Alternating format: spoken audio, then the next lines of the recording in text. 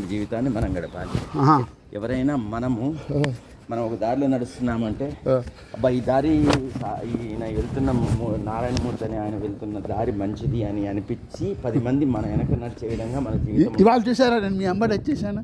అది అంటే ఈ ప్రిన్సిపల్ నాకు నచ్చింది కాబట్టి వచ్చేసా. 2 రోజుల నుంచి అబ్జర్వ్ చేస్తున్నాను మిమ్మల్ని. మీ వల్ల నేను నా వల్ల మీరు ఏదన్నా కానీ మొత్తానికి మనకు అదొక అనుబంధం ఎక్కడో ఉంది. అది ఆ అనుబంధము ఎక్కడో ఆత్మలు, ఎక్కడో పూర్వజన్మ సుకృతాలు. మీరేమో పొన్నూరు, నేనేమో నిజామాబాదు. వచ్చి హైదరాబాద్లో ఇక్కడ ఈ అపార్ట్మెంట్లో మనము కలవాల్సినది ఉంది కాబట్టి కలుస్తాం. కరెక్టే. ఆయన ఇది అదే సందర్భంలో చెప్పండి, మా ప్రిన్సిపల్ లైఫ్ మా దాంట్లో ఎలక్షన్స్ జరుగుతాయి బాపట్లలో. ఈ మానిటర్ ఎన్నికలు జరిగింది. సత్యం అని అతను గెలిచాడు. అతనికి చెప్పబోయి నువ్వు మానిటర్గా ఎలా ఉండాలంటే ఇదిగో మీరు చెప్పినట్టు ఆదర్శంగా ఉండాలి ఇంతమంది పిల్లలకని అప్పుడు ప్రిన్సిపల్ లైఫ్ గురించి మాకు చెప్పారు క్లాసులో. అందులో అప్పుడు మాకు చాపల్యంగా ఏం అర్థం కావు, ఏం చెప్పారు ఏమో గుర్తే లేదు. చిన్న వయసు ఉన్నప్పుడు ఏమి మనం అప్పుడు ఎంత సార్ 21 years టైం అది. అప్పుడు కలర్ఫుల్ లైఫ్ మనది. ఆ కలర్ఫుల్ లైఫ్లో మనం ఇవి వినము, మనం వేరే ఆలోచనలు వేరేగా ఉంటుంది. ఒకసారి గార్డుగా ఉద్యోగం వచ్చింది కదా నాకు. అప్పుడు మామూలుగా బండి వచ్చేస్తున్నాడు కదా, నా దాంట్లో TDS అని తాడేపల్లి ధనంజయ గారని ఇంకొక ఆయన ఉండేవాడు. ఆయన స్టాటిస్టిక్స్ చెప్పేవాడు. ఆయన వినయ్ అని ఒక కుర్రాడు ఉండేవాడు. వాడి గార్డు ఉద్యోగం వచ్చింది రైల్వేలో. అప్పుడు ఎవరితోనో మాట్లాడుతూ ఇంకా మిగిలిన శిష్యులు ఉంటారు, సాయంత్రం మాట్లాడుకుంటారుగా. ఒకళ్ళు అన్నారట, వాడికి ఉద్యోగం వచ్చింది సార్, ఏముంది ఓపటమే కదా అన్నట్ట. అంటే ఈయన అన్నట్టు ఆ ఊపట నీకు కూడా అది కూడా లేదు కదా అన్నట్టు. అంటే జెండా ఊపటం. అప్పుడు నేను ఆ మాట అన్నట్టు కదా మీరు అన్న. అవునయ్యా, జెండా ఊపటం నీకు అది కూడా లేదు కదా, వాడిని ఎక్కిరించేంత శక్తి నీకు ఎక్కడని నా ఉద్దేశం అన్న. తర్వాత కనబడ్డాడు ఆయన. అప్పుడు ప్రిన్సిపల్ లైఫ్ గురించి అడిగా. అదేంటో నాకు తెలియదయ్యా, వచ్చి కనుక్కో బాపట్ల పక్కనే కదా అన్నట్టు. మరి పొన్నూరుగా నాకెక్కడ రాత్రి అంతా నిద్ర లేక వస్తుంటే. ఆ తర్వాత అబ్బా కూర్చోండి సార్, ఆయాసం వస్తుంది, కూర్చోండి, రిలాక్స్. నాకు హార్ట్లో 2 స్టంట్లు వేశారు సార్. అవునా? మా రామచంద్ర థైరాయిడ్ బెల్ల వేసుకోవాలి, 2 BP బెల్లలు, కొలెస్ట్రాల్ బెల్ల, ఏం చేస్తాం, విటమిన్ బెల్ల. ఇప్పుడు మీ ఏజ్ ఎంత అండి? 69. 69కి వచ్చారా? మీరంతా? నేను ఇప్పుడు 60. అదేలే, మీరు ఇంకా డ్యూటీలో 2 ఏళ్ళు ఉందన్నారు. అదే 60 బిగినింగ్ ఇప్పుడే.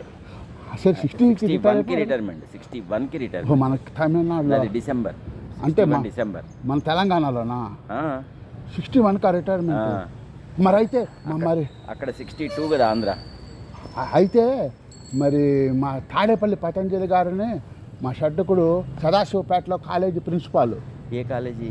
సదాశివపేటలో కాలేజీ, గవర్నమెంట్ కాలేజీ. ఆయనకి రిటైర్మెంట్ వచ్చేసింది. మరి ఆయన 60 yearsకే రాదే ఏం వచ్చింది. ఆయన యూజీసీనా? యూజీసీ. అది వేరు, మరి స్టేట్ గవర్నమెంట్ వేరు కదండి. యూనివర్సిటీ గ్రాంట్స్ కమిషన్ యొక్క లెక్కలు అంటే సెంట్రల్ గవర్నమెంట్ లెక్క, మనదేమో స్టేట్ గవర్నమెంట్ కదా.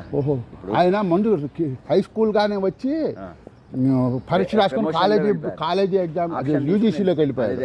అందులోకి వెళ్ళిపోతే అది గవర్నమెంట్ లెక్కలు. అక్కడ సెంట్రల్ గవర్నమెంట్ లెక్క ప్రకారంగా 60కి రిటైర్మెంట్ కాబట్టి రిటైర్ అయిపోతారు. మాది స్టేట్ గవర్నమెంట్ కాబట్టి 61కి రిటైర్మెంట్ పెట్టారు. ఈయనకట 58 ఏళ్ళకి రిటైర్మెంట్ ఇస్తామని స్టేట్ గవర్నమెంట్ అనుకొని ముందు పంపించారట కాగితాలు. అంటే 2 ఏళ్ల కిందట పంపిస్తే మళ్ళీ ఆఖరి నిమిషంలో 60 చేశా అన్నట్టు కేసీఆర్. కానీ 61 సార్, 61 చేశామని అది రద్దు చేశారట. అసలు సంగతి ఇది సెంట్రల్ గవర్నమెంట్ అవటాన. అది సంగతి. అది మాకు 3 చెప్పారు, quasi government, central government, state government అని 3 ఉంటాయట. అవును. ఇప్పుడు ఉదాహరణ ఫర్ ఎగ్జాంపుల్ LIC ఉంది, అది తేడా, అది 60 సెంట్రల్ గవర్నమెంట్ ఉంది, అది 60. మాది వచ్చేటప్పటికి 61. తర్వాత ఇంకోటి ప్రొఫెసర్స్ ఉంది, ప్రొఫెసర్స్ వీళ్ళదేమో 65. 65 వరకు ఉంటుంది వాళ్ళది. మర్చిపోయిన ఆచార్యని ఇచ్చారు బిరుదు.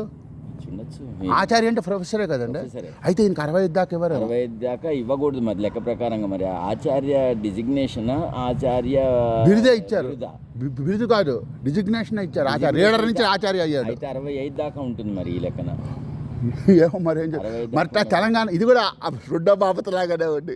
మరి అది అంటే ఆయన డిజిగ్నేషన్ నాకు కరెక్ట్గా తెలియదు. ఆచార్య ఏంటండి? ఆచార్య అయితే మాత్రం ప్రొఫెసర్. రీడర్ నుంచి నేను అడిగితే ఆచార్య అని మీరు బిరుదు ఇచ్చారైతే అంటే ఆయన డిజిగ్నేషన్ వచ్చిందని మా అమ్మాయి చెప్పింది. మరి నిజం అబద్ధం నాకైతే తెలియదు. అయితే వీళ్ళు ఇచ్చారట, రేపు డబ్బులు మీకేమి ఇవ్వం, బాండ్స్ ఇవ్వరట. బాండ్లు కూడా మీకు అసలు ఆఖరి గ్రాడ్యుయేట్ కూడా ఇవ్వం, అది కూడా విడతలుగా ఇస్తారట. అవును, చెప్పేది అదే. బాండ్స్ అంటే ఇప్పుడు ప్రస్తుతం మీకేం లేదు, ఉత్త చేతులు చాలా వాడి కప్పు బయటకు వచ్చేస్తాం అంతే. ఏం శతకం పెట్టి అయిపోయిందని దండం పెట్టి అది బయటకు వస్తాం. ఏంటి సార్ ఇవంతా మరి పాపం. ఇదివరకు సెంట్రల్ గవర్నమెంట్ అంటే చేతిలో చెక్ ఇచ్చేవాళ్ళు, లాస్ట్ డే 3 నెలల నుంచి ప్రాసెస్ చేసి పోయింది సార్ ఆ సిస్టమ్ పోయింది. ఎప్పుడైతే ఈ కొత్త గవర్నమెంట్లు వస్తున్నాయో, ఎవరైతే అసలు పెన్షన్లు ఇవ్వటమే భారం అనుకుంటున్నారు వాళ్ళు. అసలు మనం ఢిల్లీ పోతే బాగుండని కూడా ఆలోచిస్తున్నారు. ఢిల్లీయా? ఢిల్లీ కాదు, మన కేసీఆర్ చేసిన తప్పుకి రాష్ట్రం చిన్న భిన్నం అయిపోయింది. ట్రెజరీ ఖాళీ అయిపోయింది, మొత్తం అప్పుల కుప్ప చేశాడు. ఇప్పుడు కొత్తగా కాంగ్రెస్ గవర్నమెంట్ వచ్చింది తెలంగాణకు. వీళ్ళ పరిస్థితి ఏంటంటే చేతిలో డబ్బులు లేదు. రిటైర్ అయ్యేవాడు రిటైర్ అవుతాడు, వాడికి డబ్బులు ఇవ్వడానికి 40 లక్షలు 50 లక్షలు ఇవ్వాల్సి వస్తే కష్టం అవుతుంది. ప్రస్తుతానికి మరి మొన్న మార్చిలోనే స్టార్ట్ అయినాయి రిటైర్మెంట్స్. 61 ప్రకటించిన తర్వాత ఫస్ట్ మార్చిలో స్టార్ట్ అయినాయి. 3,000 మంది రిటైర్ అయ్యారు మార్చిలో. మరి 3,000 మందికి కూడా ఇప్పటి వరకు అయితే రూపాయి ఇవ్వలే. ఆల్రెడీ వీళ్ళు ఫైల్ పంపించేశారు, అంతా అయిపోయింది, నడుస్తుంది ప్రోగ్రామ్. అయితే యాక్చువల్లీ రిటైర్మెంట్ రోజునే పైసలు రావాలి. ఇంతవరకు అయితే మార్చి 31 నాడు రిటైర్ అయిన వాడికి ఇంత ఏప్రిల్ 10వ తారీఖు 11 వరకు వచ్చాము, కానీ ఇంతవరకు ఏమీ ఆర్థికంగా ఫైనాన్షియల్ బెనిఫిట్స్ ఏమీ కూడా ఇంకా పేపర్ మీదే ఉన్నాయి తప్ప హ్యాండెడ్ ఓవర్ కాలేదు. సో చూడాలి, లెటెస్ట్ వెయిట్ అండ్ సీ. మరి ఏమన్నా ఈ రేవంత్ రెడ్డి ఏం చేస్తాడు, ఎలా వాళ్ళ ప్లానింగ్ ఏంటో తెలియదు. అదేలే సార్, ఇప్పుడు ఇగో ప్రాబ్లంతో ఈ కేసీఆర్ వద్దు వద్దని చెప్పినా వినకుండా బాహుబలి మోటార్లు పెట్టి అవి తుప్పు పట్టిపోయాయి, కోట్లు నష్టం చేశాడు. కోట్లు అంటే 1,25,000 కోట్లు అండి కాళేశ్వరంలో. అది ఎంత వేస్ట్ ఏనంటారా? వేస్ట్ ఏం కాదులేండి, వేస్ట్ అయ్యేది ఉండదు. కాకపోతే అసలు కట్టాల్సిన చోట కట్టకుండా కావాలని రీడిజైన్ చేసి అలాగా కట్టాల్సింది ఎక్కడ కట్టాలి? ఇక్కడ కట్టాలనుకోండి, ఇక్కడ కడితే తనకు డబ్బులు రావు, ఎందుకంటే ఆల్రెడీ అది ప్లానింగ్ అయిపోయింది. ఆ డబ్బులు చేతులు మారిపోయినాయి అన్ని. ఇక్కడ కడితే తనకి ఏం లేదు, మహా అంటే ఒక కొన్ని మామూలుగా వస్తుంది, మామూలు ఇన్కమ్ ఉంటుంది, ఒక 5% ఇన్కమ్ ఉంటుంది. దీన్ని తీసేసి అక్కడ కట్టాడు అనుకోండి, మళ్ళా కొత్త లైన్, కొత్త వ్యవహారం, కొత్త బ్రిడ్జ్, కొత్త కథ. స్వార్థం, చాలా స్వార్థంగా చేశాడు కాబట్టి వాడు ఇవాళ మరి తప్పులో ఇరుక్కున్నాడు. కాళేశ్వరం ఇప్పుడు వాడు మనం ఎలా ఎక్స్పెక్ట్ చేస్తామండి? ఓటుకి 5,000 చేయించుకున్నవాడు 10,000 కూడా ఇచ్చాట. ఇచ్చిన వాడు ఎలా మంచిగా ఉంటాడని మనం ఎక్స్పెక్ట్ చేస్తాం. అది వీడి తప్పు, అసలు ప్రజల్లోనే ఉంది అవి. కానీ యథారాజా తథాప్రజ అని ఇదివరకు అనేవాళ్ళు, ఇప్పుడు యథాప్రజ తథారాజా. ప్రజలు ఏం కోరుతున్నారో దానికి రాజులు స్పందిస్తున్నారు. అది అలాంటప్పుడు వీడు న్యాయంగా ఉండాలంటే కుదరదు. కాదండి, వాళ్ళు లారీల మీద ఎక్కించుకెళ్ళి అన్ని ఇస్తున్నారు, వేయించుకుంటున్నారు. నీకు అవి చేస్తాం, ఇవి చేస్తాం, అన్ని అబద్ధాలే. వెళ్ళకూడదు కదా. ఇప్పుడు బస్సు పాసులు ఫ్రీ అన్నాడు, ఎంతమందికి పుట్టే తీసేసాట, ఎవరికి లేకుండా. పురుషులకు కూడా ఏమన్నట్టు వాళ్ళకి ఇస్తే మేమే మనుషులం కాదు. రేపు పొద్దున్న ఎన్నికల్లో స్త్రీలే వేస్తారు ఓట్లు, పురుషులు వేయరు. ఎంత ఓటు రాజకీయం. ఇప్పుడు నరేంద్ర మోడీ బాగా చేస్తాడండి. ఈ ఆయనది నరేంద్ర మోడీ యొక్క సిద్ధాంతం వేరండి. ఈ లోకల్ లీడర్స్, లోకల్ పాలిటిక్స్ వేరు. నరేంద్ర మోడీ అంటే ఏంటి, దేశ భవిష్యత్తు. ఆల్రెడీ దేశ భవిష్యత్తు కొంచెం ఇబ్బందుల్లో ఉంది బికాజ్ ఆఫ్ టెర్రరిజం. ఇది పాకిస్తాను, చైనా, ఈ ముస్లిం కొన్ని ఆఫ్ఘనిస్తాన్ లాంటి కంట్రీస్ మనల్ని నాశనం చేయడానికి ఎప్పుడు ప్రయత్నం చేస్తూ ఉంటాయి. దాని నుంచి తప్పించడానికి, హిందుత్వం కాపాడడానికి, భారతదేశాన్ని కాపాడుకోవడానికి ఆయన కొన్ని చేస్తున్నాడు. పర్వాలా, అనుకూలంగానే ఉంది. ఇప్పుడు 3rd టైం కూడా విన్ అవుతాడు అని సర్వేస్ అయితే చెప్తున్నాయి. విన్ అవుతాడు. ఆయన రావడమే మన దేశానికి క్షేమం. వేరే వాళ్ళు ఎవరు వచ్చినా కూడా మళ్ళీ మనం ఒక 40-50 సంవత్సరాలు వెనక్కి పోతాం. ముస్లిం చేతుల్లోకి ఎప్పుడైతే రాజ్యం పోతుందో మనం అవుట్గా మనం ఉండడానికి కష్టం అవుతుంది. అవునవును. కాబట్టి ముస్లిం చేతుల్లోకి పోవద్దంటే నరేంద్ర మోడీ బీజేపీ గవర్నమెంట్ ఉండాలి, ఎనీ కాస్ట్. సరే, వాడు మీకు రూపాయి ఇవ్వకపోవచ్చు, మీకేమీ ఆర్థికంగా లాభం చేయకపోవచ్చు, రోడ్లు వేయకపోవచ్చు, చెరువులు కట్టించకపోవచ్చు, కానీ దేశాన్ని కాపాడడంలో అతను ముందంజలో ఉన్నాడు కాబట్టి అతను ఓటేయాలంతే. ఇక్కడ సెల్ఫ్గా మనం సెల్ఫిష్ థాట్స్ అన్ని వదిలేసి, ఫీలింగ్స్ వదిలేసి దేశం గురించి ఆలోచించడం నేర్చుకోవాలి. ఇప్పుడు చాలా మందిని చూస్తాం కదండి, ఓటర్ దగ్గరికి వెళ్ళి వీడు మైక్ పెడతాడు, ఏమని, ఏంటి మన కేసీఆర్ వస్తాడా, రేవంత్ రెడ్డి వస్తాడా, లేకపోతే వాడు వస్తాడా, వీడు వస్తాడా, వాడు ఏమంటాడు, ఏమి ఇచ్చిండు సార్ వాడు నాకు పక్కోడికి 2000 ఇచ్చిండు నాకు అతను ఏమి ఇవ్వలేదు అంటాడు. అంటే ఇవ్వలేదు కాబట్టి నువ్వు వెయ్యవు, అంతే కదా దాని అర్థం. అది తప్పు. నాకు 2000 ఇచ్చాడా నీకు 2000 ఇచ్చాడా కాదు ఇక్కడ. రాష్ట్రము దేశము ఎట్లా ఉంది, వాటి యొక్క పరిస్థితి ఏముంది, అట్లా బతుకు. ఎందుకో తెలుసా, రేపు ఈ 2000 ఇవ్వడానికి అసలు ఇచ్చేవాడు లేడు, నువ్వు తీసుకోవడానికి నువ్వు ఉండవు. అది ఇవాళ నువ్వు 2000 గురించి ఆలోచిస్తున్నావు కానీ రేపు ఇచ్చేవాడు ఉండడు, తీసుకునే నువ్వు ఉండవు. అది ఇద్దరిని జావగొడతారు కొత్త ఈ ముస్లిమ్స్ వస్తే. ఈ ఆలోచనతో జీవిస్తే కొంత మనము మంచి నాయకుడు బయటకు వస్తాడు. అవునండి. పైసల గురించి మీరు ఆలోచించారనుకోండి, ఈ నాయకులు దుష్టులు వస్తారు.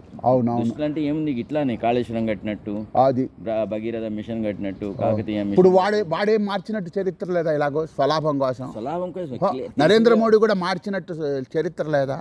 ఉంది.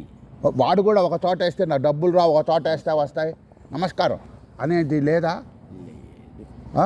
వాడికి లేదా చరిత్ర? అయితే గొప్పవాడే. అసలు వాడు సన్యాసి కదండి, మురికి లేదండి వాడికి. అబ్బా, క్లీన్ మ్యాన్. అవినీతి అనే మరక లేదు ఆయన. అవునవును, మంది అలీన విధానం అండి.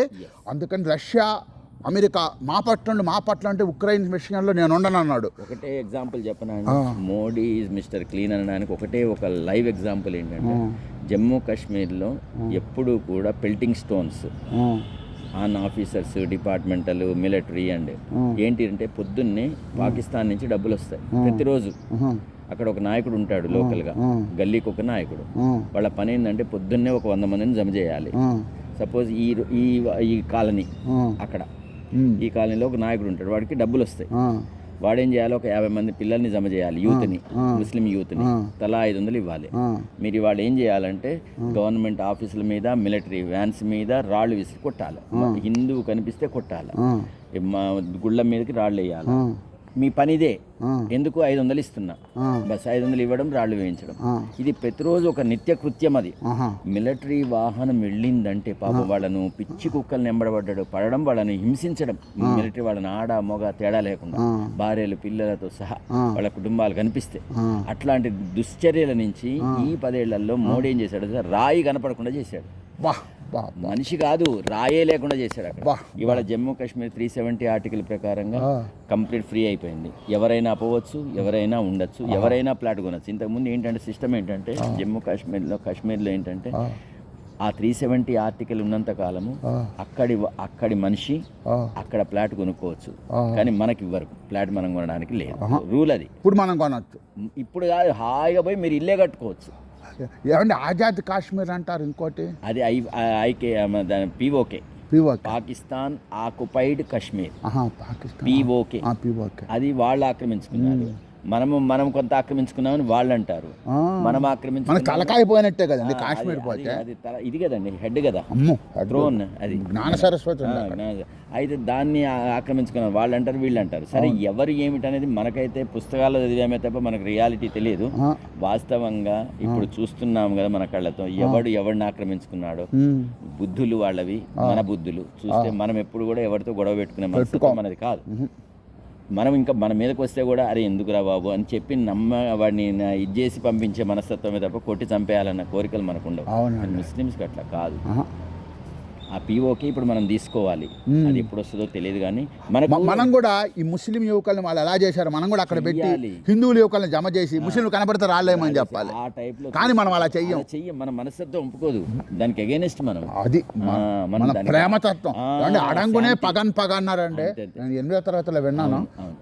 పగతో చల్లారుదట, ప్రేమతో ప్రేమతో ఏదైనా సాధించ. కురు పాండవులు యుద్ధం అప్పుడు విదురుడు చెప్తాడు, అడంగునే పగన్ అప్ప, పగతో పగ ఆరదు, చల్లారదు, ప్రేమతో చల్లారి. ఎంతటి వాడైనా, ఎంతటి గొప్పవాడైనా, ఎంతటి కఠినాత్ముడైనా, ఎంత విధమైనా కూడా ప్రేమతో మాట్లాడితే 1వ రోజు కాకపోయినా 2వ రోజు, 2వ రోజు కాకపోయినా 3వ రోజు, 4వ రోజు కన్నా మారుతాడు, గ్యారంటీ. మీరు చెప్పింది బాగుంది.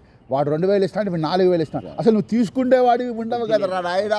పబ్లిక్ ఇప్పుడు నేను 2000 ఇస్తానని సీఎం అంటున్నాడు, సపోజ్ ఉదాహరణ రేవంత్ రెడ్డి అన్నాడు, లేదా కేసీఆర్, వాడు 4000 ఇస్తాను, నేను 4000 ఇస్తాను, వాడు 5000 కేసీఆర్. ఈ 2000 ఆయన అసలు ఆయన 5000 తీసుకుంటున్నాడు అండి, 2000 తీసుకుంటున్నాడు. ఇంత పెద్ద ఇల్లు, ఇంత కొడుకు, ఎంత ఉంది, నాకేమీ లేదని పోయాడు. ఇలాంటి వాళ్ళు ఉన్నంతకాలం ఇంతే జీవితం. అందుకు తీసుకునేవాడే ఉండడు. ఇచ్చేవాడు ఉండడు, తీసుకునేవాడు ఇచ్చేవాడు ఉండడు, తీసుకునేవాడు ఉండడు. దేనికి? కేసీఆర్ వస్తే 5,000 ఇస్తాట వాడు. అదిగో ఇంకెక్కడండి, పోతాడు కొన్ని రోజుల్లో పోతాడు. చేశాడు కాబట్టి పోతాడు. ఏమంటే అక్కడ కడితేట 5% వస్తుంది వాడు డబ్బులు, అందుకని దాని రూట్ మార్చి ఇక్కడ కట్టించాట 55% వస్తుంది. ఇప్పుడు ఏమైంది? 1,25,000 కోట్లు నీ డబ్బా నా డబ్బా రామార్పణం చేశాడు. వాడికి వేస్తారంటే ఓటు మీరు? మీ 4,000 ముఖ్యంగా. సరే ఇప్పుడు ఇప్పుడు ఇప్పుడు రేవంత్ రెడ్డికి వేస్తారు వాడు 4,000 ఇస్తా అన్నాడని. వీడు కదవే వాడు కదవే అండి. నాకేమి ఇచ్చారంటున్నాను. ప్రతివాడు దేశానికి ఏమి ఇచ్చామని అడగాలి కానీ దేశం నాకేమిచ్చిన అడగకూడదు. రేపు పొద్దున్న నువ్వు బతకడానికి నలుగురు బాగుంటే నువ్వు బాగుంటావు. నువ్వు ఒక్కడే బాగుండాలి అందరూ పోవాలనుకున్న వాళ్ళు స్వార్థపరులు, నిస్వార్థ. వాడు దేశ సైనికుడు యుద్ధంగా ఎలా పోతున్నాడండి? ఎంత ఎంత త్యాగం అండి, స్వార్థ త్యాగము. పిల్లలు అన్నీ వదులుకొని పోతున్నాడు పాపం. మిలిటరీలోకి వెళ్ళేవాళ్ళు పాపం నిజంగా వాడు యుద్ధానికి ఎలా పోతున్నాడు? సారాయి పోసి దేశం దేశం దేశం అని అంటారట. వాడికి ఏం కనపడదు దేశం తప్ప. అయితే వీళ్ళని అంత దాకా ఇచ్చి అక్కడ దాకా పోయి వాడు వెళ్ళే టైంలో వెనక్కి రమ్మంటాడు. Come back to territory, come back to territory అని. వాడెందుకు పోతాడు? అంతా వాడికి ఉసి కల్పితే అవతల నేను చచ్చాను సరే 100 మందిని చంపాలి ఆ లక్ష్యంతోనే పోయి చేస్తాడట పాపం. ఏదో మిడిమిడికోడు మిడతల కనుక పోయి జ్వాలలో చచ్చిపోయినట్టు. వాడిని ఎందుకు అలా ఉసి కాల్పడం? ఎందుకంటే మరి ఎలాంటి వాడు ఒక అడుగు ముందుకేయుడు.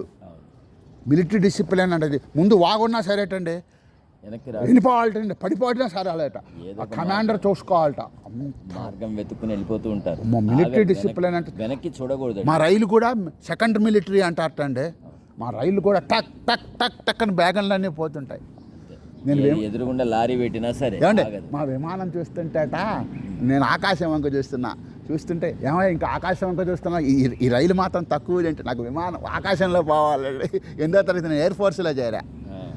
నేను ఆఖరి సంవత్సరంలోనండి, అదే 10th క్లాసులో నేను ఆ రోజు పరీక్షకు నేను వెళ్ళాల క్లాస్ స్కూల్కి వెళ్ళాల.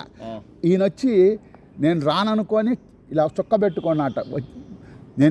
నాకు చెప్పారు, నేను వెళ్ళా. మళ్ళీ ఏమంటే నన్ను చేర్చుకోలేదు ఏమిటంటే అంటే ఆ రోజు నువ్వు రాలేదయ్యా చేరతావా చెప్పు అన్నాడు. చేరతానన్నా. ఎందుకు? వాళ్ళ క్యాంపుకి తీసుకెళ్తాన్నాడు, బెంగుళూరు విమానం చూపిస్తా అన్నాడు. అక్కడ వాళ్ళ దగ్గర ఇలా నేవీ డ్రెస్ అదే ఎయిర్ ఫోర్స్ డ్రెస్ వేసుకుని విమానం పట్టుకున్న బొమ్మ చూస్తుండేవాడిని నేను. 8వ తరగతి నుంచి చేరా ఎన్సీసీలో. ఎయిర్ టు ఎగ్జామినేషన్ పాస్ అయ్యా. Aero modelling, fuel economy, principles of flight. అసలు నాకు పైలట్ కావాలని మహా సరదా. ఎయిర్మెన్ సెలక్షన్లకి మా కల్నల్ గారని ఉన్నారు సార్. మా పెదనాన్న అన్నాడు, ఒరే మా ఇంటికి వచ్చి వాళ్ళ అబ్బాయికి ఉద్యోగం లేదులే, నాకు ఉద్యోగం. అప్పుడు మన అక్కడ సెలక్షన్లు జరుగుతున్న నిడుబ్రోల్లో అంకమ్మ చౌదరి అన్నమాట. ఆయన మన నిడుబ్రోల్లో మా కల్నల్ ఆయన వాళ్ళని రిక్రూట్మెంట్ వాళ్ళని పట్టుకొచ్చాడు. ఆయన నన్ను తీసుకెళ్ళాడు, వాళ్ళ అబ్బాయి నన్ను తీసుకెళ్ళాడు. మా అమ్మ వెళ్ళమంది, ఉద్యోగం లేదు ఏదో ఒకటి ఉద్యోగం వస్తుంది. మా అమ్మకి సాహసవంతురాలే. మా అమ్మ సంతకం పెట్టించడం దేనికి? ఈ ఎన్సీసీలో చేరటానికే. మా అమ్మతో చెప్పా, నాయన చూసావా తల్లి ఆజ్ఞ కావాలి నీకు, ఎక్కడికి పోవాలన్నా సరే నీకు ఇష్టమే కదా చేరని సంతకం పెట్టినండి 8వ తరగతిలో. దానికే అప్పుడు నేను వెళ్తేనండి వాళ్ళు అన్నారు, ఫస్ట్ మీ బట్టలని వదిలేసి డ్రాయర్తో రండి అన్నారు. డ్రాయర్ వేసుకెళ్ళాలి అంటే వాళ్ళు ఫిట్నెస్లు చూడాలిగా. వాడికి భయం వేసింది మా పెదనాన్న కొడుకు. వాడు అలా నేను పోతే అన్నీ చూశాడు. ఆల్ ఆర్ ఓకే అన్నారు. మరి ఏం ఉద్యోగాలు ఉన్నాయని అడిగాడు కల్నల్ గారు వాళ్ళని. Single entry grade, normal entry grade. ఆయన బీకాన్ చదివాడయ్యా, ఈయనకి కేర్ టేకర్ ఇస్తే బాగుంటుంది అన్నాడు. అంటే వాళ్ళు ఇస్తామన్నారు పాపం. కానీ ఫస్ట్ నాకు అప్పుడు కొంచెం హైడ్రోసిల్ వచ్చినప్పుడు నాకు ఇవి లంగోటాలు వేసుకోవాలని సంగతి నాకు రాలా. ఆ మాస్టర్ చెప్పని కూడా చెప్పాడు, మీరు అండర్వేర్స్ వేసుకోవాలని. ఎయిర్ ఫోర్స్లో ఉండే క్యాంపుకి తీసుకెళ్ళాడు. కానీ నాకు అంత పట్ల నాకు ఏమో అవగాహన లేదు. దాంతో డ్రిల్ చేసామని వచ్చేసింది 3 ఏళ్ళ. మరి అప్పుడండి సరే ముందు ఆపరేషన్ చేస్తాము అన్నారు. చేయించి ఈయన్ని తీసుకెళ్ళిపోతాం అంటే మళ్ళా ఎందుకో మా పెదనాన్నాడు, మీ అమ్మకి చెప్పొద్దాను రారానో ఏదో అన్నాడు. అంటే మేము వెనక్కి వచ్చేసాం. ఆ ప్రొవిజనల్ సర్టిఫికేట్ మీదే రాశాడు ఈయన ఫిట్ అని 70 చెస్ట్ గిస్ట్ వెయిట్ అన్నీ సరిపోయాయని. వాళ్ళు ఫిజికల్గా సరిపోయారు, వాడు అసలు రాలే మా పెదనాన్న కొడుకు అయితే. ఈ దశ ఇలా తిరగాల్సి ఉంటే ఎందుకు వెళ్తాము? అది ఏదైతే మనకి ఏది రాసి పెట్టుందో, ఎందులో రాసి పెట్టుందో అదైతే గ్యారంటీ చేస్తాం, అందులో అనుమానం లేదు. అసలు బ్యాంక్ ఉద్యోగాలు ఎన్నో రాశా, అన్ని రిగ్రెట్ లెటర్లే. ఏమండి బ్యాంకులు కోచింగ్లు చదవకుండా ఒక చిన్న బ్యాంక్ రిక్రూట్మెంట్ ఒక ₹6 పుస్తకంతో మనకు వస్తాయా? 3 ఏళ్ళు నేను నిరుద్యోగంగా నేను పాస్ అయ్యి, ఆ తర్వాత రైల్వే ఉద్యోగం ఒకసారి పెట్టా, అందరికీ వస్తాయని చెప్పుకుంటుంటే నాకు వచ్చింది రావడానికి సర్వీస్ కమిషన్ వచ్చింది. కానీ అప్పుడు సదరన్ రైల్వేతో కలిసి ఉన్నాం కదా, ఏంటి 5-10 పోస్టులు అవి. ఎవరు వస్తుంది, ఎవరికి ఇస్తారు తర్వాత మా అమ్మతో అన్న, అమ్మ నాకు ప్రాప్తం ఉంటే నీకు ఉద్యోగం వస్తుంది, ఆయన కాశీ వెళ్ళే ప్రాప్తం ఉంటే నాకు తల్లికి ఇస్తారు కదా పాస్. రాంకోట అని మా వాళ్ళు ఉన్నాడు, వాడికి వచ్చింది ఉద్యోగం, వాళ్ళ అమ్మ కాశీకి ప్రాప్తం ఉంది, వాళ్ళ అమ్మని అంటే అమ్మ రాలేదు, నీకు కాశీ ప్రాప్తం లేదన్న. వస్తుందిలే నాయన అంది. అలాగే సెకండ్ టైం వచ్చిందండి, ఈసారి పెట్టానండి. ఆ అదృష్టం చూడండి, మా వాళ్ళు ప్రతిదీ పంపించేవాళ్ళు, పేపర్ కటింగ్లు, మా అన్నయ్యలు మా బావలు ప్రతిదానికి అప్లై చేయమని 10-5 చూడవాక, అవి చూడకూడదు నువ్వు వాళ్ళు. ఇది వస్తేనండి నాకు విసుగు పుట్టేసింది.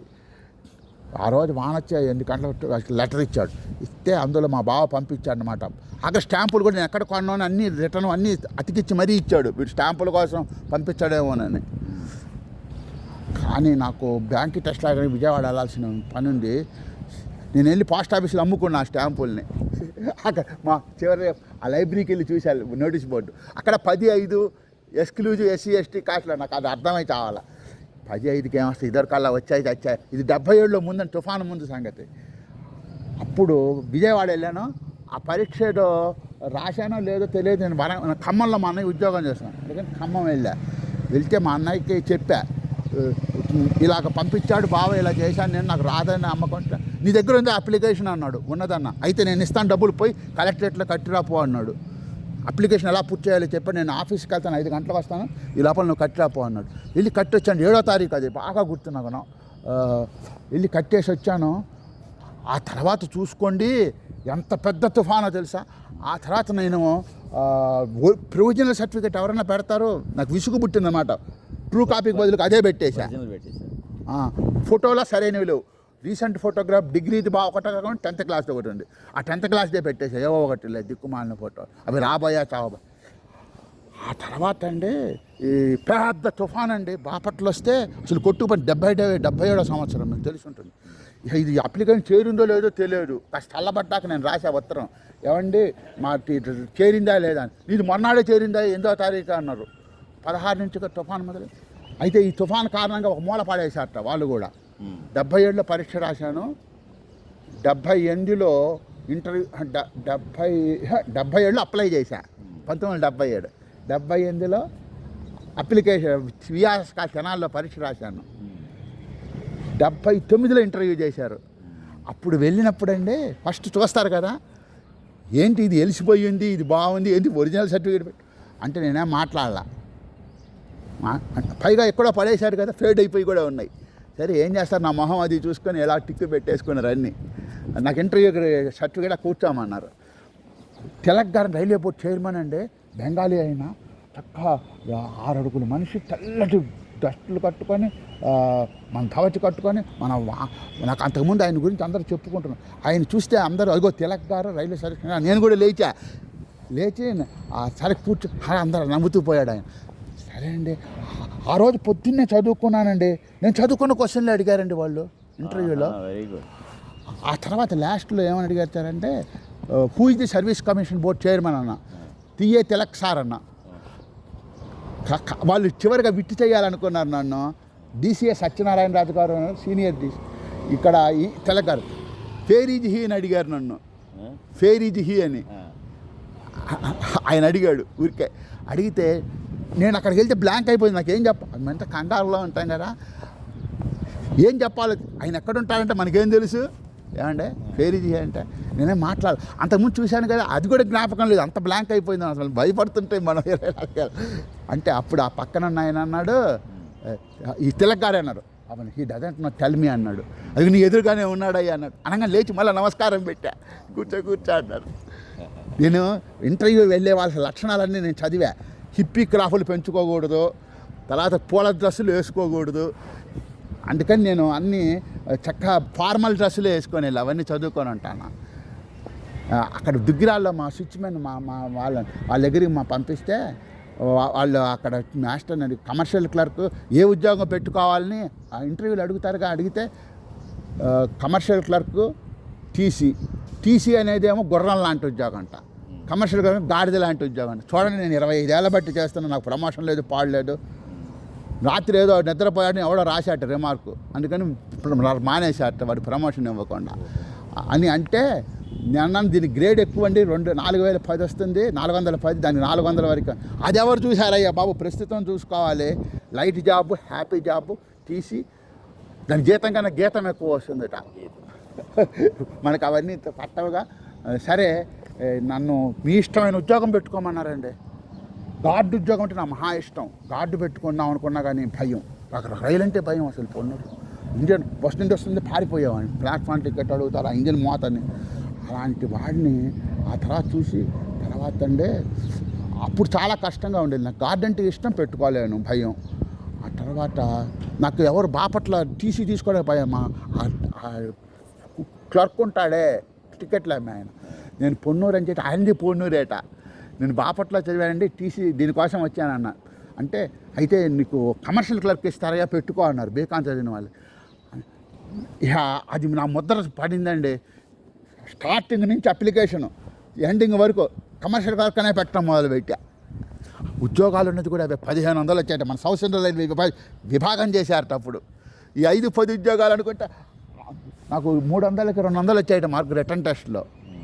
ఆ ఇంటర్వ్యూలో 100కి 90 వచ్చాయట. ఏంటి అన్నీ చెప్పేసాక సమాధానాలు. అందరు నిన్ను అడిగినట్టు అడగరయ్యా వాళ్ళు. కొంతమంది కష్టమైన క్వశ్చన్, ఇగో ఏమంటే మన రాత బాగుంటే నీ ముఖ్యటని డైరెక్ట్ క్వశ్చన్ అడుగుతారు. రాత బాగా లేకపోతే ఇలా చుట్టూ తిరిగి చెప్పాడు. ఆ డైరెక్ట్ క్వశ్చన్ అప్పుడు అన్నీ పొద్దున్న చదివినవి వచ్చాయండి. ఇప్పుడు వాళ్ళు అడిగారు, నేను చెప్పడం మొదలుపెట్టా కదా, వీడికి వచ్చిలే అని చెప్పి నెక్స్ట్ క్వశ్చన్కి పాస్ అయిపోయేవాళ్ళు. వాళ్ళు కనుక పూర్తిగా దాని మీదే ఉంటే నేను చెప్పలేకపోయేవాడిని. ఒక చరత ఫేరీజ్ గోరఖ్పూర్ అని అడిగారు. గోరఖ్పూర్ నాకు ఎక్కడుందో తెలియలే, సౌత్ ఈస్టర్న్ రైల్వే చెప్పా అన్నాడు. అనగా తప్పని తెలుసుకుని నార్త్ ఈస్టర్న్ ఇంకోటి, అది రైట్ అయింది. మన అదృష్టం బాగుండి ఇదంటే అట్లానే. How many zones are created అని అన్నీ చెప్పేసా. దానికి ఆ హెడ్ క్వార్టర్స్ అన్నీ చెప్పేసేసా. ప్రిపేర్ అయ్యి ఉన్నా కదా. ఆ తర్వాత అండి అప్పుడు కూర్చో అన్నాడు, యూ కెన్ గో అన్నాడు. అనగానే నాకు మళ్ళీ చదివా ఇంటర్వ్యూలో, మళ్ళీ వెనక్కి తిరిగి చూడకుండా బయటికి రావాలని ఉంది. మళ్ళీ బయటికి రాగానే వాళ్ళు కనపడుతూ వీళ్ళకి ఏం చదివా అంటే అక్కడ చెప్పకూడదుట, అలా పక్కకి వెళ్ళిపోవాలి. ఇదంతా చదివంటానా ఇలా కామ్గా వెళ్ళిపోయి నన్ను చూడగానే అందరు గుంపుగా వచ్చేసి ఏమడిగారు, నేను మాట్లాడాల, ఎందుకంటే వాళ్ళు వింటారేమోనని ఆ ప్రాంగణ దూరంగా పోయి. అప్పుడు అదంటే జరిగింది. 80లో ఉద్యోగం ఇచ్చారు, మీకు ఇస్తారు ఇన్ డ్యూ కోర్స్ అని వచ్చింది లెటర్. మా అన్నయ్య చూసి, అమ్మా ఇక్కడ నువ్వు వెళ్ళిపోతావేమో అన్నారు.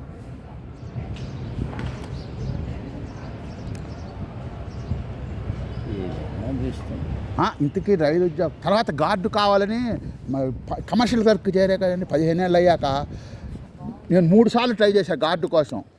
మళ్ళీ అక్కడ డిపార్ట్మెంట్లో కూడా కాంపిటీషన్, టెస్ట్ రాయాలనేవాళ్ళు. నేను నాకు ఒకసారి ఏమో బెనిఫిట్స్ వేరే ఉంటాయా అంటే మైలేజ్ ఉంటుందిలే అండి. ఆ తర్వాత అండి ఫస్ట్ ఒకసారి వచ్చింది, అది ఎప్పుడు పెట్టారేమో నాకు తెలియకుండా పోయింది. రెండోసారి ఏమో పెట్టాను, అప్పుడు నాకు రాకుండా. తర్వాత అండి నాకు ఎన్నాళ్ళకి ప్రమోషన్ రావడం, ఇంక చెప్పింది రైటే. ఈ మెడికల్ అన్ఫిట్ అయిన వాళ్ళు ఉంటారు డ్రైవర్లు కాదు, వాళ్ళని తెచ్చి మా మీద పడుతున్నారు. అందువల్ల మేము జూనియర్లో అయిపోతున్నాం. వాళ్ళకి ఏవో స్టేషనరీ బెనిఫిట్లు, వాళ్ళ మెడికల్ అన్ఫిట్ అయితే రిజర్వేషన్స్ కూడా కాదు మెడికల్ అన్ఫిట్ అయితే ఈ డ్రైవర్లు గార్డులు వాళ్ళకి స్టేషనరీ జాబ్ 30% ఇవ్వాలి ఎన్హాన్స్ చేసి, వాళ్ళని మన మీద పెడతారన్నమాట తెచ్చి కమర్షియల్ క్లర్కులు. ఆ ఖాళీలు ఇవే. అప్పుడు మాకు రావట్లే ప్రమోషన్. అప్పుడు మాకు ఎందుకు వచ్చిందో ఏమో, అంతా చెడు కూడా మన మంచికే. ఇందులో ప్రమోషన్ రాని వాళ్ళకి గార్డులు మా కోటా ఉంది, మా కమర్షియల్ క్లర్క్, ఆ కోటా కింద ఇస్తామన్నారు. మీకేం అక్కర్లా, మెడికల్ చేయండి, ట్రైనింగ్ పాస్ అవ్వండి, ఉద్యోగం తీసుకోండి. అది అప్లై చేశానండి, వచ్చింది నాకు. మెడికల్లో పెద్ద తేడా వచ్చింది. ఆయన అన్నాడు, ఏమండి మెడికల్లో ఏముందండి, డిటేరియేషనే కదా, ప్రమోషన్ ఏంటి, మీరు C1లో పాస్ అయ్యారు, ఇదేమో A2 మెడికల్ ఇంకా ప్రమోషను, ఇందులో తిగదాటమే కానీ ప్రమోషన్ ఏముందని అంటే, కాదు నేను పోవాలని కూర్చున్నా. గార్డెన్ అంత తేలికేం కాదు, బ్రేక్ దగ్గర నుంచి గార్డ్ వరకు అంతా చెక్ చేసుకోవాలి, గూడ్స్ ముందు 15 ఏళ్ళు గూడ్స్ చేయాలి, అవి దానికి చాలా బాధ్యతలు ఉంటాయంటే అయినా సరే నేను పోవాలన్నా. నేను ఎందుకు తొందరగా ఏదో పోవాలా వస్తుంది, తొందరగా రిటైర్ బయట పడవచ్చు, ఈ గోడ ఎవరు పడతారు ఈ రైల్లో, ఎండ ఉండదు, పండగ ఉండదు, పబ్బం ఉండదు, ఎండ ఉండదు, వాన ఉండదు అని నేను అనుకుంటానండి. సరే అప్పుడు ఏమైంది, సరే వెళ్తా అన్నాడుగా, వెళ్ళాం. ఆయన అందరి దగ్గరికి పంపించినాడు, ఈయనకి BP ఉంది 150, అప్పుడే ఉంది 150, హార్ట్ వాడి దగ్గరికి పంపించింది. ఆయనకి వెళ్ళి చెప్పా, ఏమండి నాకు హార్ట్ ఉద్యోగం వచ్చింది, అయితే ECGను అవి తీసుకురాపోవాలి, ఎక్స్రే అన్నాడు, అవి తీసుకొచ్చి ఇచ్చా. ఉద్యోగం అంటే ఎవరైనా సంతోషమే కదండి. ఫిట్ అని పంపించాడు. ఫోన్లే మనకు లాభం జరిగింది. మళ్ళీ వేరే వాళ్ళ దగ్గరికి విజన్ టెస్ట్ అక్కడ చెప్పలేకపోయా, వేరే వాళ్ళు వస్తే వెళ్ళి చెప్పేశా, అది వాళ్ళకి రీడింగ్ ముఖ్యం కదా. అమ్మ ఈ నా దగ్గర తప్ప అందరి దగ్గర బాగా చెప్తున్నారు తప్ప. ఆ తర్వాత సికింద్రాబాద్ డాక్టర్ వచ్చాడు, బాగా ఇంకా టెస్ట్ చేయాలి కదా లోపల ఏమన్నా ఉందని, అది ఫంగస్ టెస్ట్. ఆయన వచ్చి నేను కంగారు పడుతుంటే, ఇదిగో నువ్వేం కంగారు పడవాక, నేను ఫిట్ చేస్తా కానీ, ఆ మాట అంటే ముందు మనకి ధైర్యం వస్తుంది. ఆ రోజు ఇవి రాకపోయినా వీళ్ళంతా చెప్పారు, వెళ్ళి తెచ్చుకోపో, వాళ్ళు రాసిస్తారు, దాన్ని అటాచ్ చేస్తారులే వాళ్ళు అన్నారు, కాగితాలు తెలిసిన. అది వెళ్ళి అప్పుడు ఆయన ఏం రాశాడు ఏమో, ఫిట్ రాశాడు. సికింద్రాబాద్ ధైర్యం ఎక్కువ అండి సికింద్రాబాద్ వాళ్ళకి, వాళ్ళు భయస్తులు ఆంధ్ర వాళ్ళు. అప్పుడు చివరికి ఏం చేశాడు, ఇంకేం చేస్తాడు, సంతకం పెట్టాడు చివరిలో. గార్డు ఉద్యోగం చేంజ్ చేశాను తొందరగా. నేను వాలంటీర్ రిటైర్మెంట్ కూడా అలాగే వచ్చింది చిత్రంగా. 2010లో రిటైర్ అయిపోయి 55 ఏళ్ళకి నాకు వద్దనుకున్నా. ఆ ఏటంటే మెడికల్ ఫిట్, నేను ఫిట్ అయిన వాళ్ళకి అసలు ఇవ్వరు. నాకు ఆఫీస్ ఉద్యోగం ఏమంటే ఇచ్చేవాళ్ళు కాదు, ఇది ఇవ్వరు అసలు. వాలంటీర్ రిటైర్మెంటు పిల్లాడికి ఉద్యోగం ఇస్తా అన్నారు, సేఫ్టీ కేటగిరీ మాది, కానీ ఇవ్వము. డ్రైవర్లు పెట్టారు, మాకేం కాలు నొప్పులు వచ్చి పెట్టాము, అబ్బాయికి ఉద్యోగం ఇస్తానన్నారు పెట్టామంటే ఆ మాట పెట్టారు కదా, వాళ్ళకి ఇవ్వలే.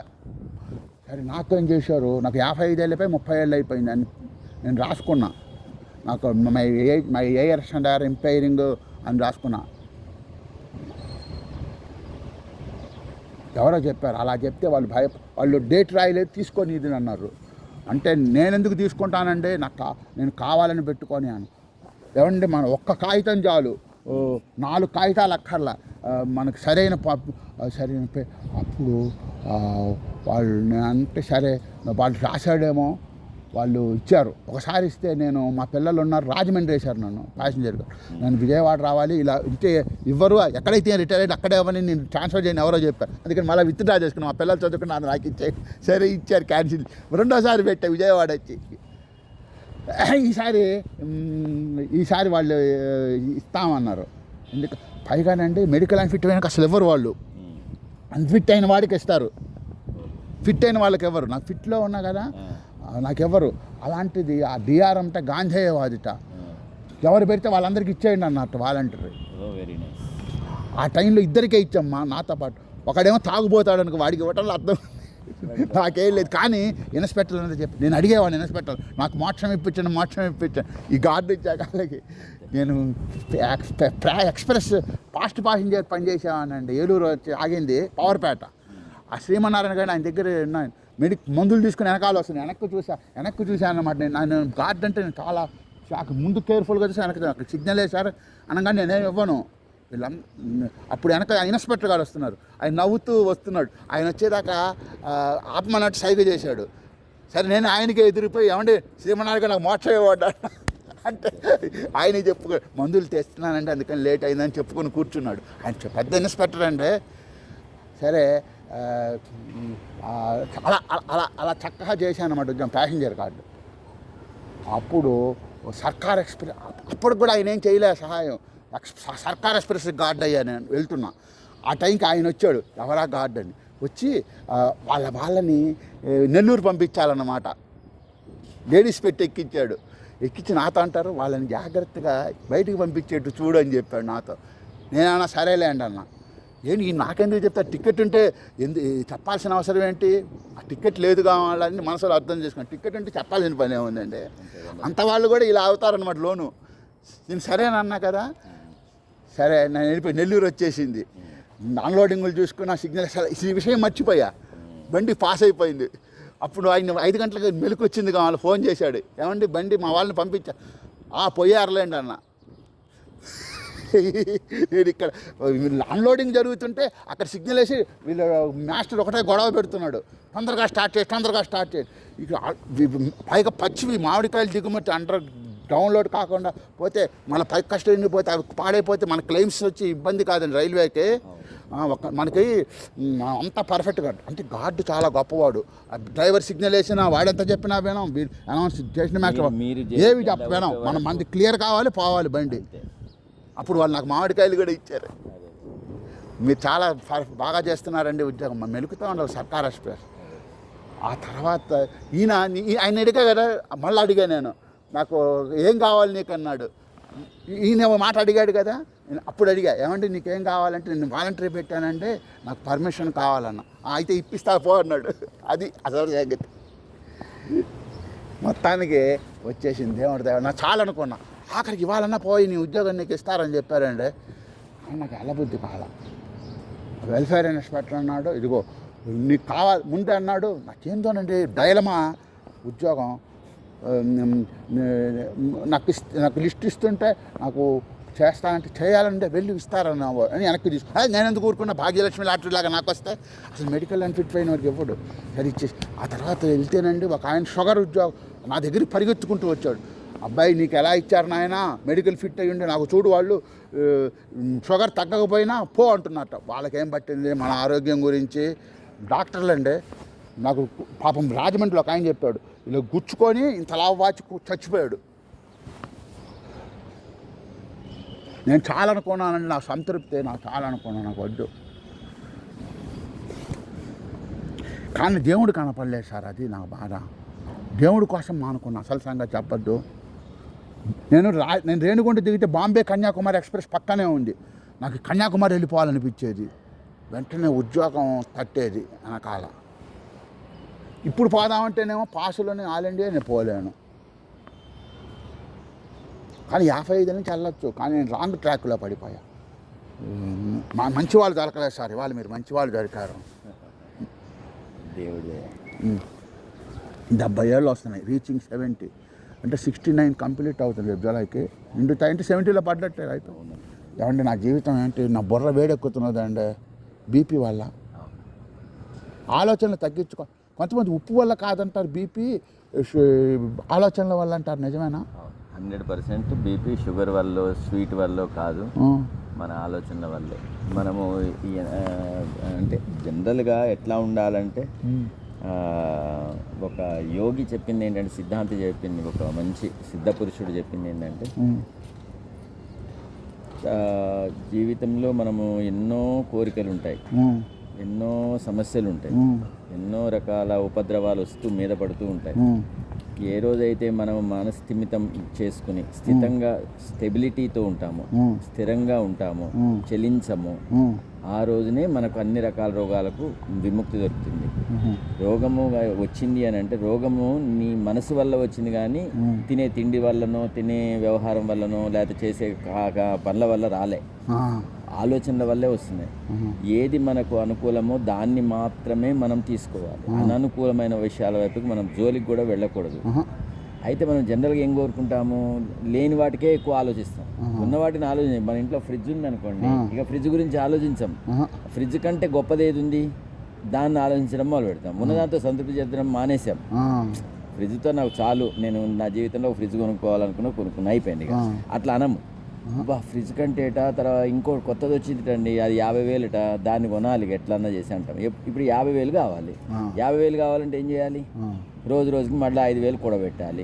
10 నెలలు కూడబెడితే కానీ 50,000 కావు. ఈ 5,000 కూడబెట్టడానికి మనం తిండి మానేయాలి, లేదా పిల్లలకు ఏదైనా పాలిచ్చే దగ్గర కాఫీ ఇవ్వాలి, కాఫీ ఇచ్చే దగ్గర మంచినీళ్ళు ఇవ్వాలి, తిండి తగ్గించాలి, కరెంటు బిల్లు తగ్గించాలి, ఇతర ఖర్చులు తగ్గించాలి, 5,000 దాచాలి. దాచి 50,000 పెట్టి మళ్ళీ అదొక కొత్తది ఉన్నారు. పోనీ అంతటితో అయిపోయిందా జీవితం? మళ్ళీ కొత్తది వస్తుంది కదా. ప్రపంచం ఎప్పుడు కూడా మారుతూనే ఉంటుంది కదా. మారేది దాన్ని పట్టుకుని మనం పోవద్దు. ఏదైతే ఉందో దాంతో సాటిస్ఫాక్టరీగా ఉండగలిగితే మీరు ఆ రోజు మనకి ఏ రోగాలు రావు, దగ్గరికి కూడా రావు. మారేది ఉంటుంది, మారందని రెండు ఉన్నాయి కదండి. మారేది మారంది లేవండి. ఈ సృష్టిలో దేవుడే మారని వస్తువు, మిగిలినవన్నీ మారేదే. మనమే దేవుడు అంటున్నారండి. దేవుడు మనమే, అందుకే కదా దేవుడు అంటే మారడు. అదే నువ్వు కూడా మారవంటున్నారు, అంతే. నీకు జన్మ మరణాలు లేవంటున్నారు. అదేంటో నాకు అర్థం కాదు, చెప్పండి కొంచెం. వాస్తవంగా ఏంటంటే జన్మము మరణము అనేది మనం సృష్టించుకున్నది. ఒక మన శరీరం మాత్రమే, కప్పబడిన శరీరం, రక్తము మాంసము ఇవన్నీ కూడా మనకు ఏదైతే తల్లి గర్భం నుంచి జనించి బయటకు వస్తామో ఇవన్నీ కప్పబడినటువంటి బట్టలు లాంటివి. బట్టలు ఇవన్నీ క్లోత్స్. అసలు ఆత్మ దేవుడిది. ఆ ఆత్మ ఏదైతే విడబడిందో, మన శరీరంలోకి వచ్చిన ఆత్మ పరమాత్మ దగ్గరికి వెళ్ళడానికి ఎప్పుడూ తాపత్రయపడుతూ ఉంటుంది. మీ శరీరంలో ఉన్న ఆత్మ ఏదైతే ఉందో అది ఎప్పుడు పరమాత్మను కలవడానికి ఇష్టపడుతుంది. ఎట్లా అయితే ఒక మగవాడు ఆడదాన్ని కలవాలని ఎట్లయితే ఇష్టపడతాడో, అట్లాగే మన శరీరంలో ఉన్న ఆత్మ కూడా ఎప్పుడు కూడా పరమాత్మలో కలవడానికి ప్రయత్నం చేస్తూ ఉంటుంది. ఆ వైపుగా నడిపించాలని ప్రయత్నం చేస్తూ ఉంటుంది. కానీ మనం ఏం చేస్తాము, దాని వైపుకు చూడకుండా మాయ వైపుకి ప్రయాణం చేస్తుంటాం. మనం మన శరీరం కోరుకుంటుంది. మన శరీరానికి కొన్ని రుచులు ఉంటాయి. వంకాయ కూర తినాలి, లేకపోతే సినిమా చూడాలి, లేకపోతే ఎగరాలి, లేదా దూకాలి, లేదా డ్రింక్ చేయాలి, లేదా మాంసం తినాలి, ఇట్లా కొన్ని కోరికలు ఉంటాయి ఈ జిహ్వ చాపల్యంతో. దానివల్ల మనం ఏం చేస్తామంటే ఏదైతే ఆత్మ పరమాత్మను కలవాలన్న డైరెక్షన్ వదిలేసి ఈ ఆత్మను చంపేసి, లోపల ఉన్న ఆత్మను చంపేసి మనం కొన్ని తప్పులను చేస్తాం. మన బాహ్య అంటే బహిరంగంగా కనిపిస్తున్నటువంటి కలర్ఫుల్ లైఫ్లో జీవించడానికే ప్రయత్నం చేస్తాం. ఎందుకంటే ఇది తొందరగా అట్రాక్ట్ చేస్తుంది, ఇది బాగా తొందరగా మనం ఆకర్షిస్తుంది. రంగుల ప్రపంచం ఎప్పుడూ రంగులే. ఇదంతా ఇది రంగులుగా ఉండదు. దైవత్వం ఎప్పుడు రంగులుగా ఉండదు. నిజం ఇది అబద్ధం. కానీ మన ప్రయాణం అంతా ఇటువైపే ప్రయాణం చేస్తాం. ఎప్పుడు మనకు తెలుస్తుందంటే ఈ విషయం, ఇది పోయింది, శరీరంలో మన అవయవాలన్నీ చచ్చుబడిపోయి రోగగ్రస్తుడం అయిపోయిన తర్వాత మనకు గుర్తుకొస్తుంది, అబ్బా ఇన్ని సంవత్సరాలు నేను అనవసరంగా ఇటు ప్రయాణం చేశాను, చేయాల్సింది ఇటు కదా నేను అని అప్పుడు వస్తుంది తెలివి. కానీ అప్పటికి లేట్ అయిపోతుంది. పోనీ ఇటు వచ్చింది అనుకోండి తెలివి, ఏం చేయాలి? ఏం చేయాలి? శుభ్రంగా ఏం చేయాలి? పోనీ లేట్గా వచ్చినా సరే, వచ్చింది, వస్తే ఏం చేయాలి? ప్రతిరోజు కూడా మన జీవన విధానాన్ని మార్చుకోవాలి. తిండిలో మార్పులు చేసుకోవాలి, మన నడవడికలో మార్పులు చేసుకోవాలి, మనము తిరిగే ప్రపంచాన్ని వదిలేయాలి. దైవభక్తిలోను, ఇతరులకు సేవ చేయడంలోను, గుళ్ళను దర్శించుకోవడంలోను, బీద సాధులకు అన్నదానాలు వ్యవహారాలు చేయడంలోను, మంచి మాటలు మాట్లాడడంలోను, మోసం చేయకుండా ఉండడంలోను మనం కొంచెము జాగ్రత్తలు తీసుకోవాలి. ఇవి మనను మంచి మార్గం వైపు ప్రయాణం చేస్తాయి. సరే, అందులో నెమ్మదిగా డెవలప్ అయిన తర్వాత ఇక నెమ్మదిగా ధ్యానంలోకి వెళ్ళిపోవాలి. మెడిటేషన్, ధ్యానంలోకి వెళ్ళాలి. తక్కువగా మాట్లాడాలి, ఎక్కువగా ధ్యానంలో ఉండాలి. చాలా తక్కువ మాట్లాడాలి. మీరు రోజుకి 100 మాట్లాడతారనుకోండి, మామూలుగా 10కి రావాలి. ఎప్పుడు వస్తుంది 10కి రావాలంటే ఎంత స్థితప్రజ్ఞత రావాలి, ఎంత కాన్స్టెన్సీ రావాలి, ఎంత స్టెబిలిటీ రావాలి మీలో.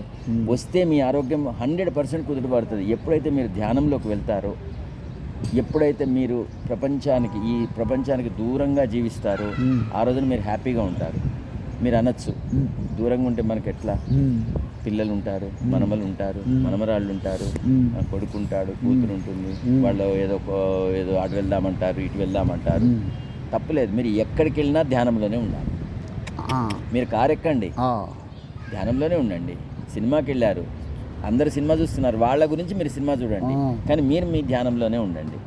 ఆ ధ్యానం ఏంటంటే, ధ్యానం అంటే ఏంటి? మీ మనసుని ఏకీకృతం చేసుకోవడము, స్థిమితంగా ఉండడానికి ప్రయత్నం చేయండి. మీరు నమ్మిన దేవుణ్ణి స్మరించుకుంటూ ఉండడం, నామజపం చేస్తూ ఉండడము, వీలైనంత మటుకు భక్తికి సంబంధించిన దృశ్యాలనే చూడడానికి ప్రయత్నం చేయడము.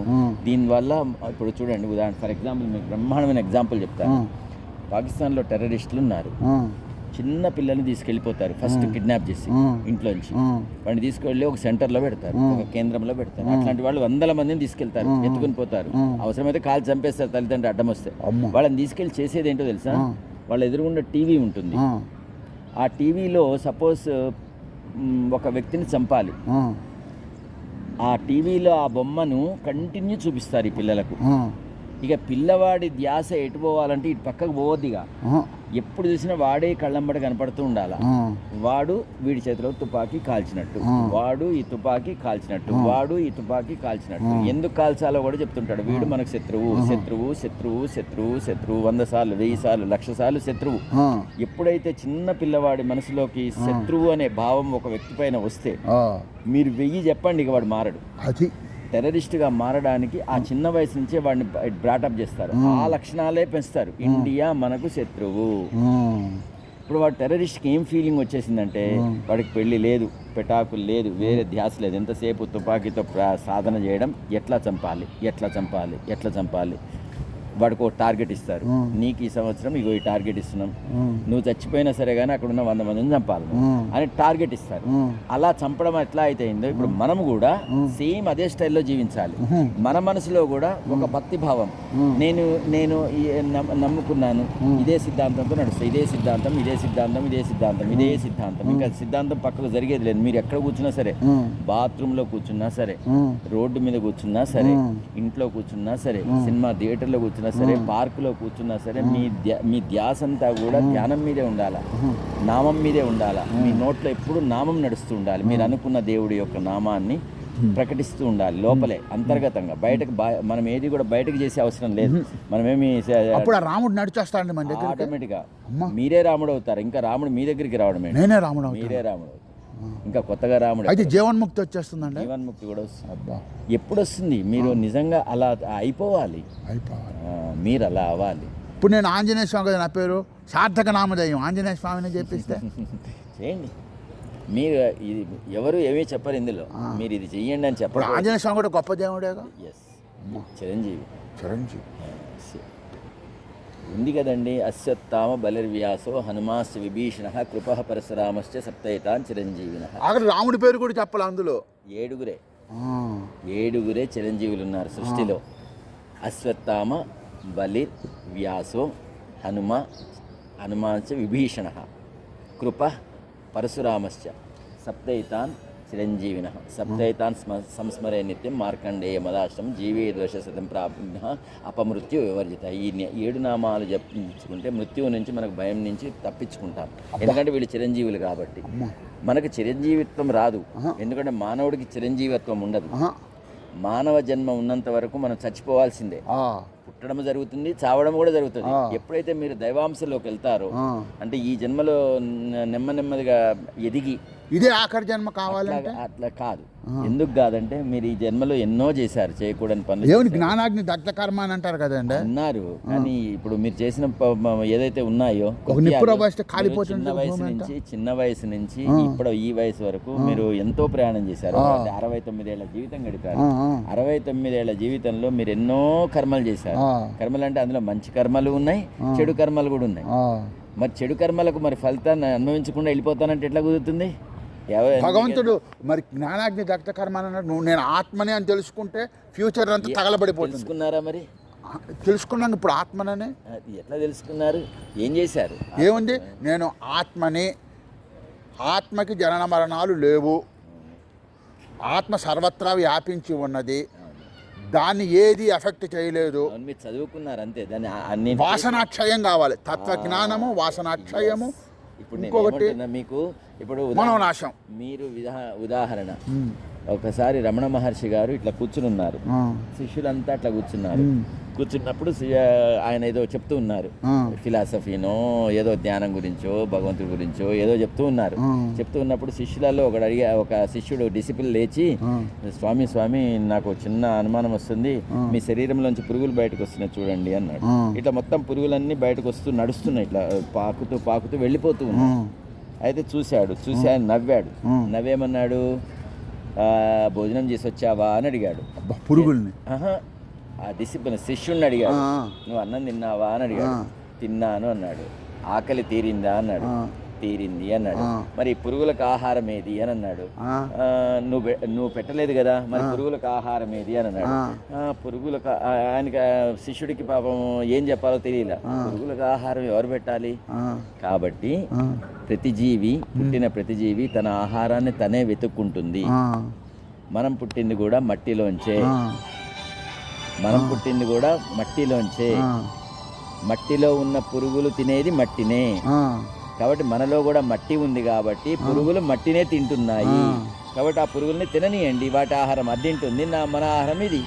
అది కాబట్టి తిననీయండి, లెట్ దెమ్. పైగా కింద పడ్డ వాటిని కూడా తీసి మళ్ళీ వేసుకునేవాటి అటువంటి వాడు. అంటే నేను ఏమంటున్నాను ఇక్కడ సందర్భం ఏం చెప్పాలనుకుంటున్నానంటే, అటువంటి జీవితానికి రావాలి. నేను ఆత్మనని తెలుసుకోవడంతో కాదు, పుస్తకాల్లో చదివి నేను ఆత్మని అనుకోవడం కాదు. నేను ఎవరైనా ఎంక్వైరీ చేయమంటున్నాడు ఆయన.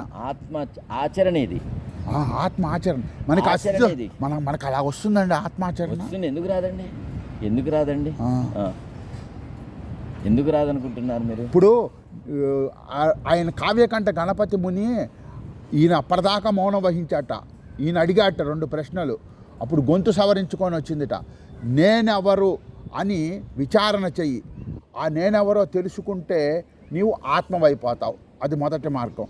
రెండోది, జపం చేస్తున్నప్పుడు ఆ నాదం ఎక్కడి నుంచి వస్తుందో కనిపెట్టు అని చెప్పాడు. జపం అనగా ఏంటో చెప్పాడు. ధ్యానం అంటే కూడా ఏం చెప్పాడు. ఆ నేను ఎక్కడి నుంచి అది మన వల్ల అవుతుందా? అది అయిన రోజునే మరి మీరు అన్న జ్ఞానాగ్ని కర్మ. అందుకని ఆయన మనకి ఆ సజీవం అంటే ఇప్పుడు రమణ మహర్షి లేడు అనుకోకూడదుట. కొంతమంది మీరు పోతే ఎలాగంటే, హోరి పిచ్చివాడా, నేను దేహంలో జైల్లో ఉన్నాను, ఇప్పుడు దేహం వదిలితే విశ్వవ్యాప్తం అయిపోతాను,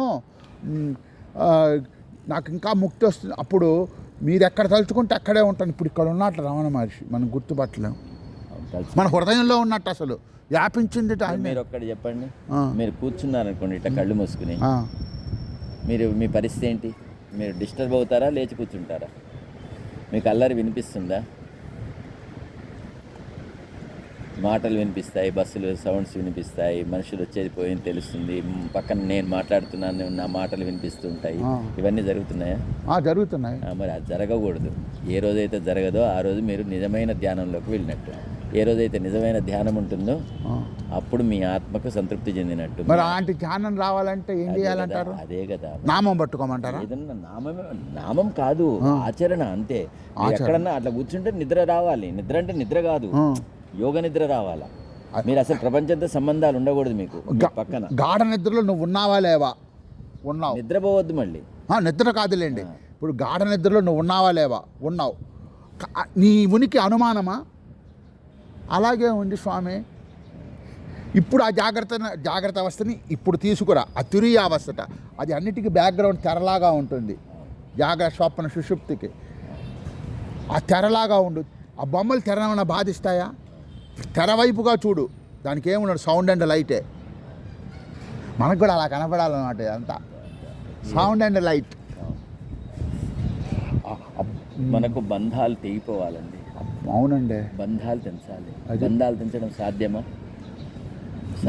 ఆ దేవుణ్ణే ప్రార్థించాలి. అది అన్నమయ్యలో పాటలో ఉందండి. ఇప్పుడు అన్నమయ్యది మీకు తెలియదు ఏముంది, అన్నమయ్య సినిమా చూపించాడు కానీ అన్నమయ్య నిజ జీవితం ఏంటి? సేమ్ 2 భార్యలు, మంచి జీవితం గడిపాడు, శృంగార జీవితం గడిపాడు, రొమాంటిక్ లైఫ్ ని లీడ్ చేశాడు, ఆనందంగా ఉన్నాడు, బ్రహ్మాండంగా ఎగరడం దూకడం భార్యలతో సంసార సుఖం అనుభవిస్తూ ఉండగా అనుకోకుండా వెంకటేశ్వర స్వామి యొక్క సంకల్ప ఆజ్ఞతో అనుజ్ఞతో మార్పు వచ్చేసింది. ఇక అన్నమయ్య విడిపోయాడు, భార్యల నుంచి విడిపోయాడు, తన ధోరణే మారిపోయింది. ఎంతసేపు భక్తి, దేవుడు ఎదురు. అంటే ఆయన కట్గంట అండి, నందకి కట్గంట. మనం దైవానికి సంభూతులం కాదుగా, ఆయన జన్మది. ఆయన జన్మది. సార్ మిమ్మల్ని చాలా ఇబ్బంది పెట్టాను, తొందరగా వెళ్ళండి, ఫోన్ కూడా వచ్చింది. రోజు కలుద్దాంలేండి. ఓకే, తప్పకుండా. మీరు ఇక్కడే ఉంటారుగా?